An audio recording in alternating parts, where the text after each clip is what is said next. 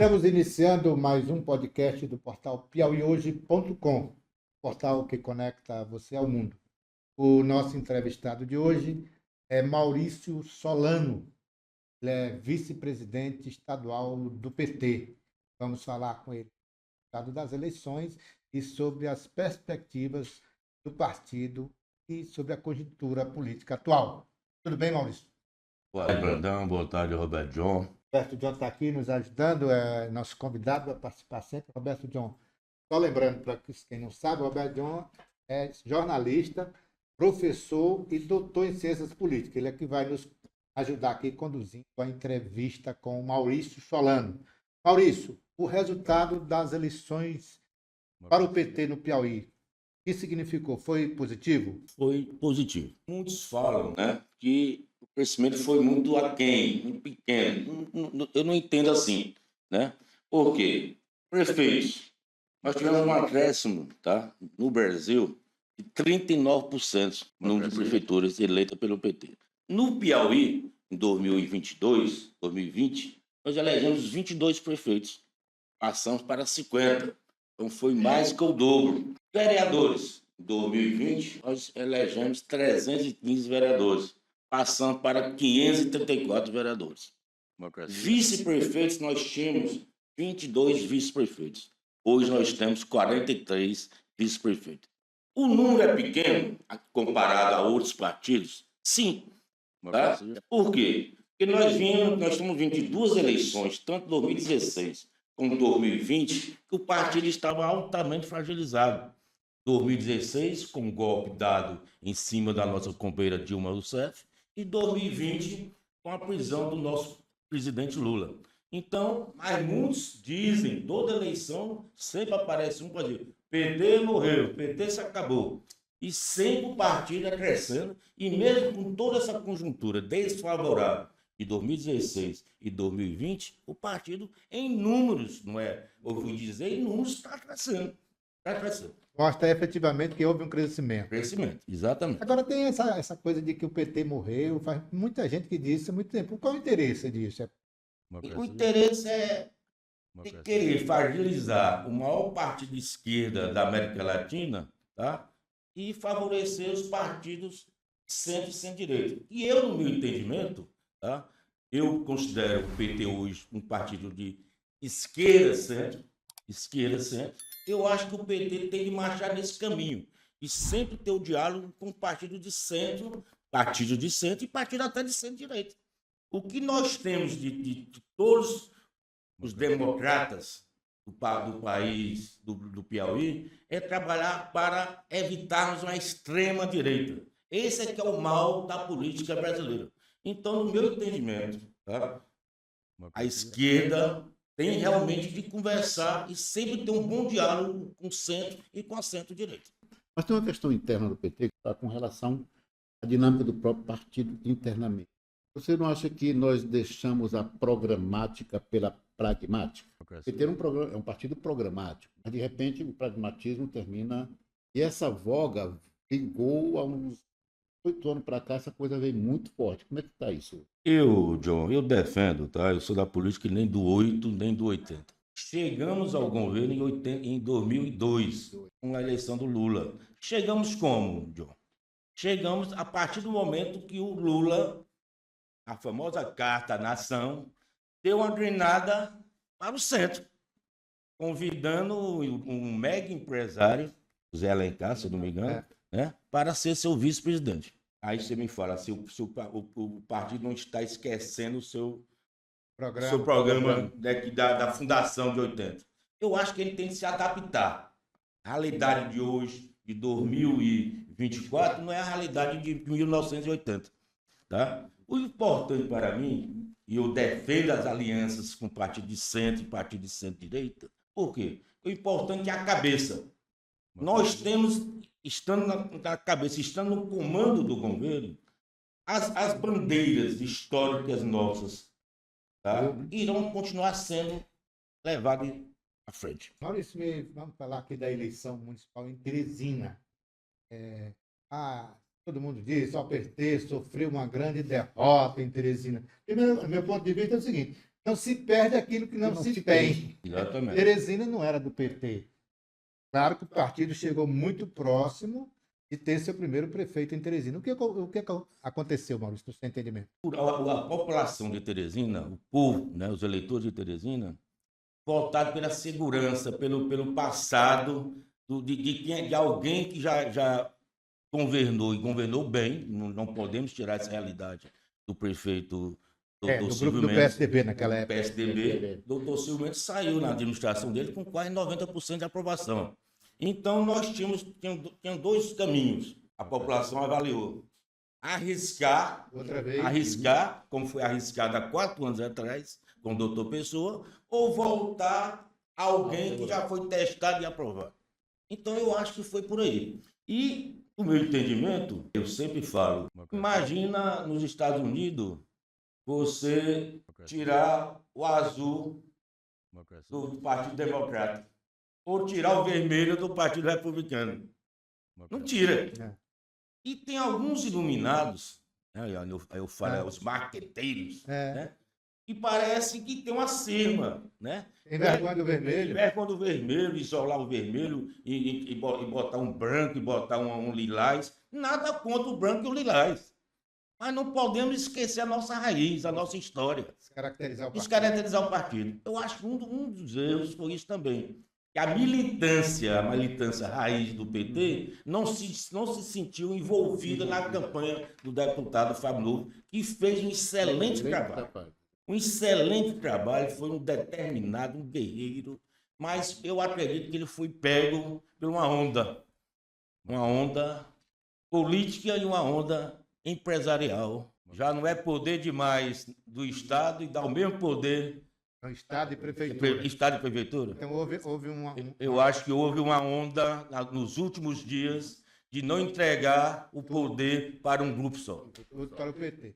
Lembrar que onde o PT realmente fez campanha no interior do Estado, vermelhou, é o vitorioso. É vitorioso.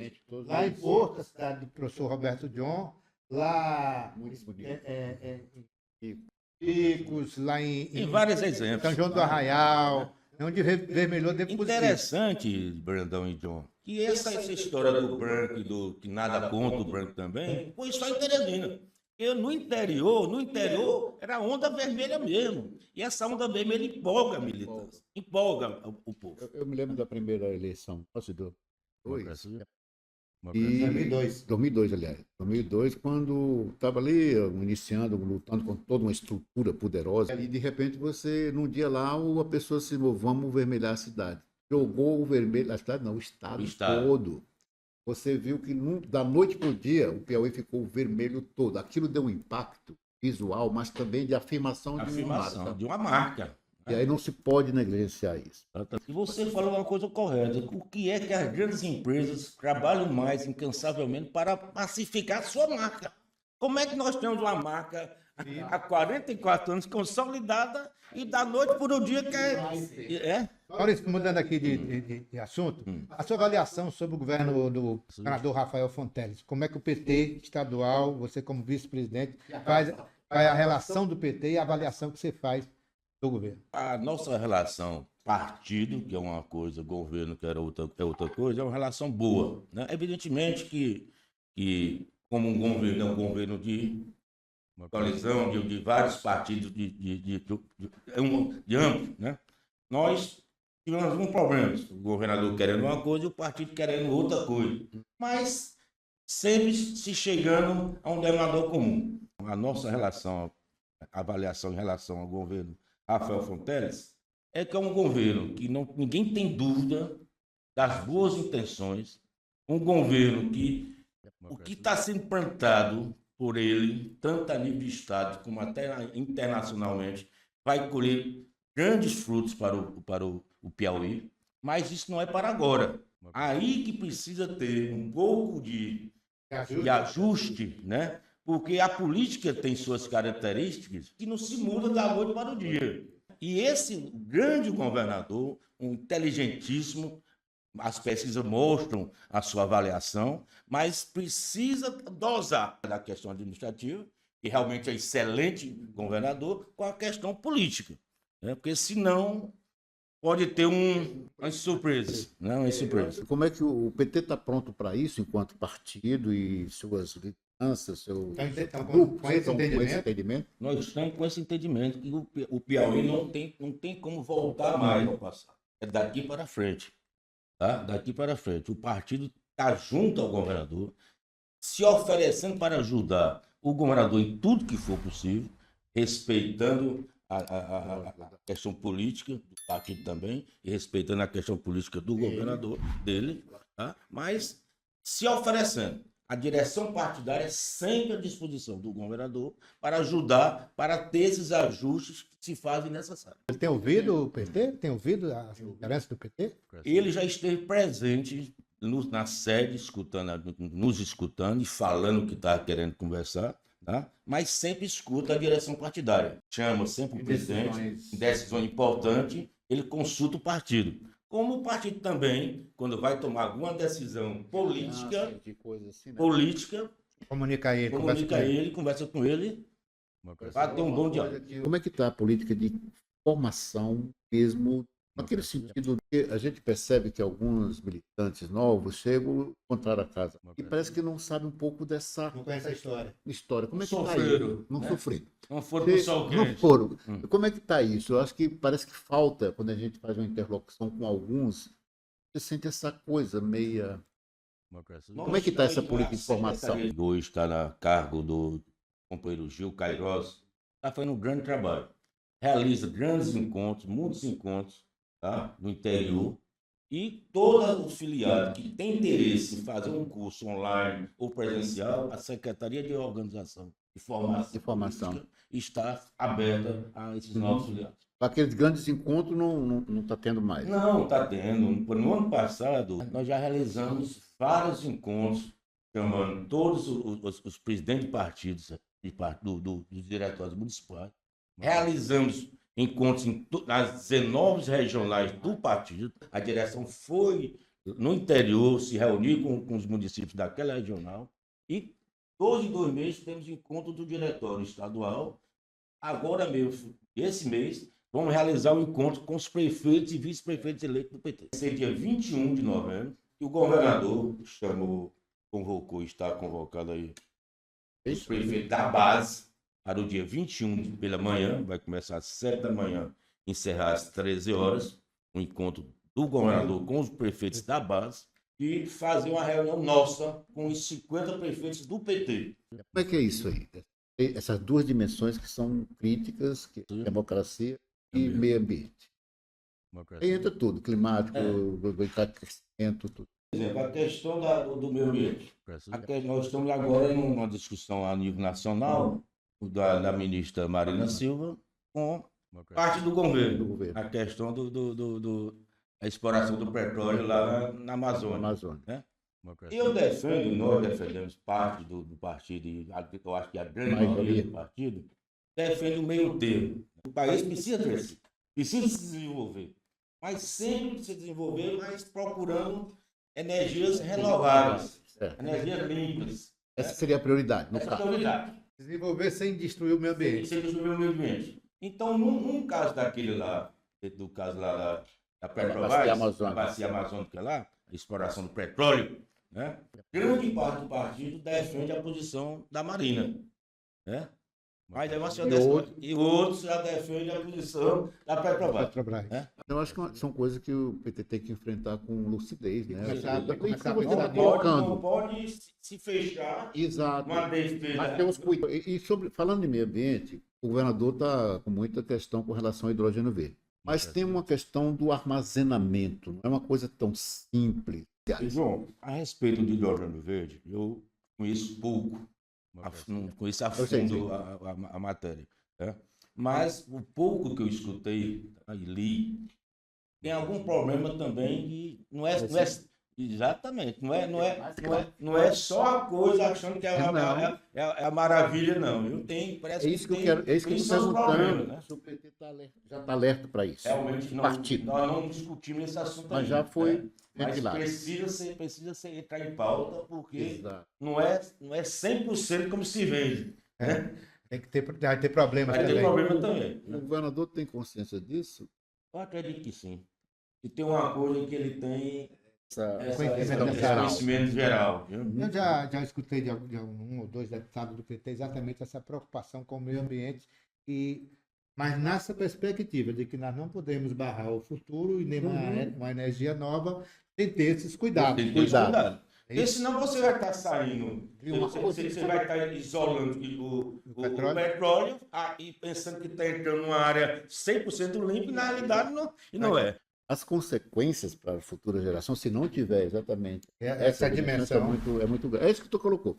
Estamos contra a questão do combustível fóssil, que está tendo todo esse problema. De repente, nós podemos ter uma coisa muito mais grave. Mas muito mais grave, né?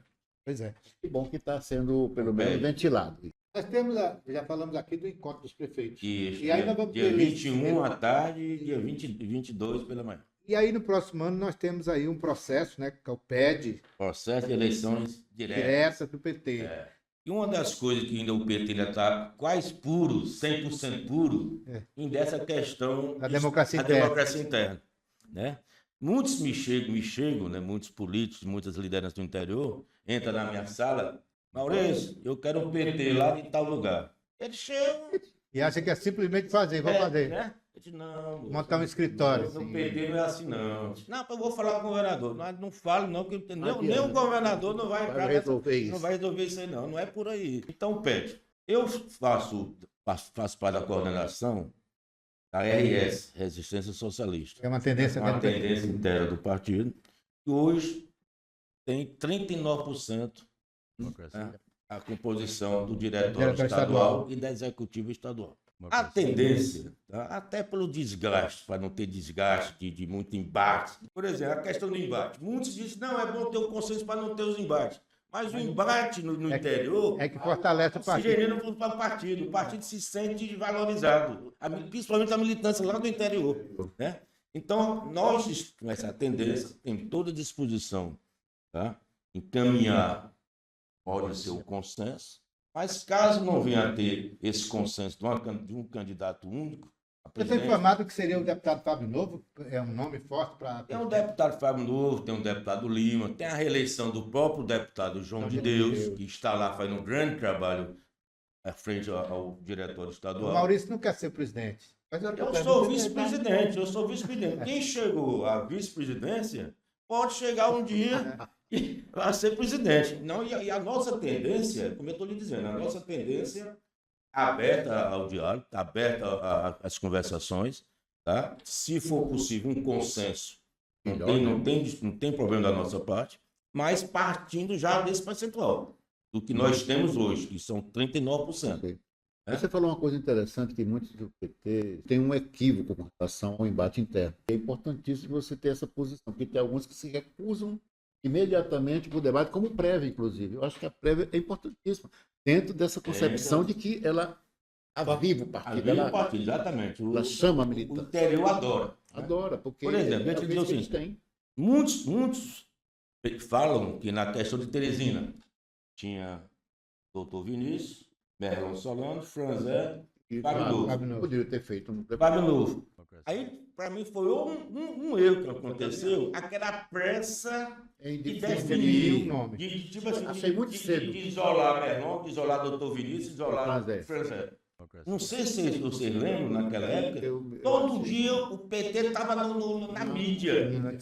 E as conversas, as negociações, o Franzé para um lado, o Merlon para o outro, o doutor Vinícius para o outro. Mas não se apressaram em tomar decisões de bater o martelo no nome de um. Né? Não estou dizendo que seria o resultado diferente. Mas eu acho que ela poderia ter empurrado até janeiro desse ano.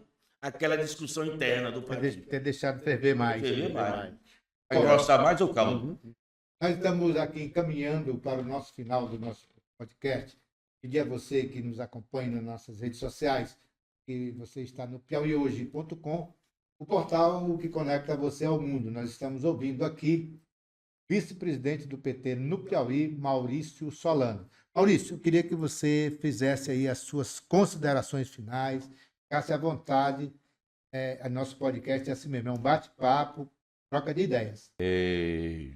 Brandão e Roberto, para mim é um prazer estar aqui conversando sobre política, tá? Porque eu tenho orgulho de ser político. Orgulho, é o problema. Claro. Eu tenho orgulho de ser político, tá? Estou nessa vida desde os meus 16 anos de idade. São 43 anos, né? 43 anos ajudando mais ou menos esse partido crescer, tá? É como nós falamos, pegamos o sol quente mesmo para valer, corremos, levamos carreira de guarda. Então é um prazer estar aqui discutindo política e discutindo o meu partido, o nosso partido, o Maurício, Partido dos Trabalhadores. só um adendo. A relação do PT com o prefeito eleito, Silvio Mendes, como é que vai ser essa relação? O PT já discutiu isso? Como é que vai tratar a Prefeitura de Teresina? O governador já chamou o prefeito eleito. Eu acho que a relação pelo menos no meu ponto de vista, com o prefeito eleito Silvio Mendes, tem que ser uma relação de ajudar Teresina. Não é ajudar o prefeito Silvio Mendes. Não é se alinhar à administração, mas ajudar a cidade de Teresina, que precisa muito. Então, eu espero que os 7 vereadores que foram eleitos pela federação, tá, façam isso, sem necessariamente precisar fazer parte da administração do doutor Silvio Mendes. Eu espero que faça uma boa administração.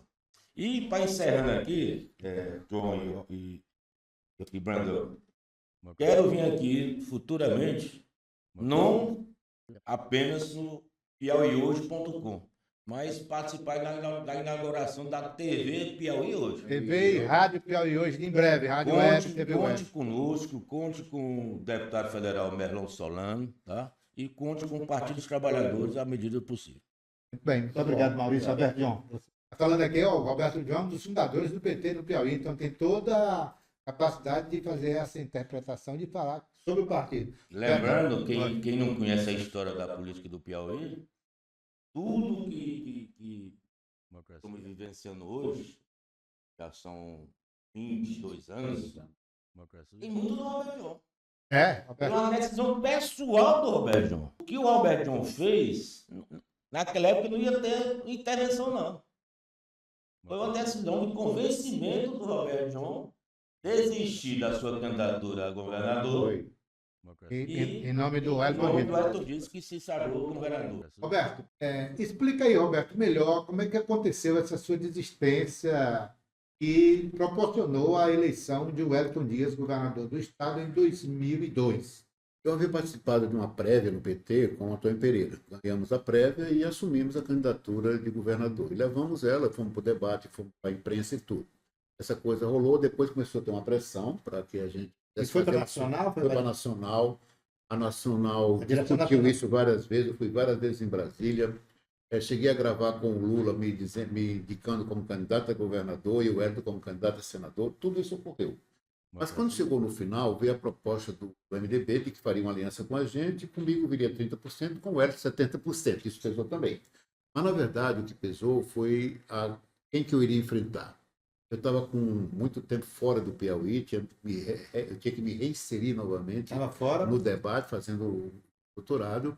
E a minha tese é exatamente a metamorfose das oligarquias, o estudo das oligarquias. E isso me fez eu pensar muito em quem que eu iria enfrentar, que era o Napoleão, 2 vezes governador, senador. E na véspera da decisão mesmo, do dia, véspera já do anúncio, eu cheguei em casa e fui abrir minha tese de doutorado. Quando eu abro, eu vejo na dedicatória. Eu escrevi: ao povo do Piauí para que perceba a causa do subdesenvolvimento, as oligarquias. Isso pesou muito fundo, muito fundo. E eu pensei, eu não posso ser responsabilizado historicamente por essa decisão de continuidade e poder impedir que o estado do Piauí possa ter um momento de crescimento, de desenvolvimento. Que seria a eleição do governador Wellington. Então, essa decisão foi muito pensada mesmo. Foi uma coisa muito pessoal. Muito pessoal, muito pessoal. Apesar de ter várias versões, mas foi muito pessoal. E eu quero dizer publicamente aqui, nunca me arrependi desse gesto, porque a partir desse gesto político de responsabilidade com o povo do Piauí, o Piauí hoje é outra situação, outro estado, é outro povo. O processo desencadeou e não tem mais volta. O Piauí vai crescer, vai se desenvolver. Então nós podemos dizer que o Wellington Dias foi governador porque o Roberto João desistiu. né? Porque não era obrigado a desistir. Não, eu estava com todas as garantias do presidente candidato PT. então Lula, do presidente do PT, João Paulo, deputado João Paulo, e do coordenador geral, que era o Zé Disseu, que me disse: está nas suas mãos. Nós não podemos mais intervir, não podemos mais fazer nada. Não podemos mudar a Não chave. podemos mais mudar nada. Você é o candidato. E nós não faremos mais intervenção em nenhum estado, muito menos no Piauí. E não tem mais legalmente, estatutariamente, condição de a gente fazer nenhuma intervenção. Então, está nas suas mãos. E aí eu fiz essa decisão e não fui arrepender. E estamos aí. O ex-ministro Wellington Dias, aí, até o ex-governador, reconhece isso? Aí, uma pessoa que me tem, ele me diz sempre uma coisa muito interessante.